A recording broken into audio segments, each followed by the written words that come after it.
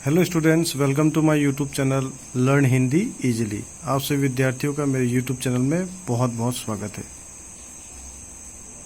आज बच्चों हम हिंदी व्याकरण में कक्षा दूसरी में जो दूसरा पार्ट है वर्ण और वर्णमाला, इसके हम एक्सरसाइज पार्ट में जो पहला प्रश्न है ट्रू और फॉल्स, सही और गलत, यानी आपको वाक्य दिए रहेंगे। अगर वो वाक्य सही है तो आपको सही का निशान लगाना है, अगर गलत है तो गलत का निशान लगाना है।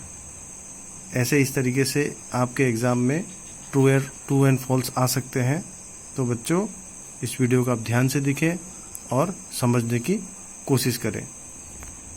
बच्चों यहाँ पहला जो वाक्य दिया हुआ है वो है हिंदी में 12 स्वर हैं। क्या ये वाक्य सही है?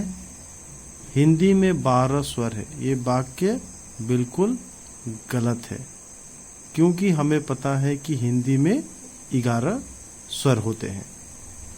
दूसरा वाक्य है हिंदी में कुल 33 व्यंजन हैं।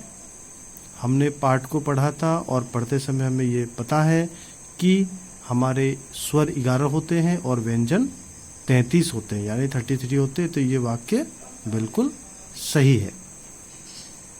तीसरा वाक्य है ड और ढ का प्रयोग स्वर की तरह होता है। क्या ये वाक्य सही है?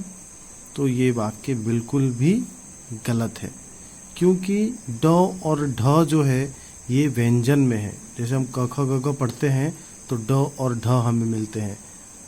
ड और ढ का प्रयोग स्वरों की तरह होता है, जबकि हमें पता है कि स्वर में ड और ढ नहीं होता। स्वर में अ, आ, ई ये आगे ये होते हैं, ठीक है। तो ये गलत हो जाएगा। चौथा वाक्य है क और स व्यंजनों के मेल से संयुक्त व्यंजन स्र बना है।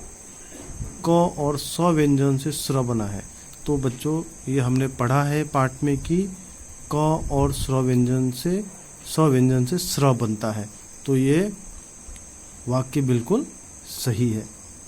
पांचवा है अन को अनुस्वार भी कहते हैं।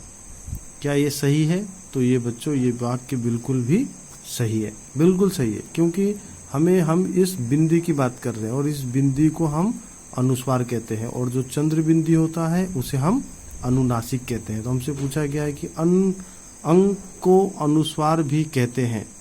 क्या ये वाक्य सही है? तो ये वाक्य सही है। तो बच्चों इस ट्रू और फॉल्स वीडियो को आप अच्छे तरीके से देखेंगे, 2-3 बार देखेंगे, ताकि आप परीक्षा में अच्छे से अपने एग्जाम को बिल्कुल सही करके आ सकते हैं। वीडियो अच्छा लगे तो आप अपने दोस्तों से भी शेयर करें, ताकि उन बच्चों को भी मदद मिले। धन्यवाद।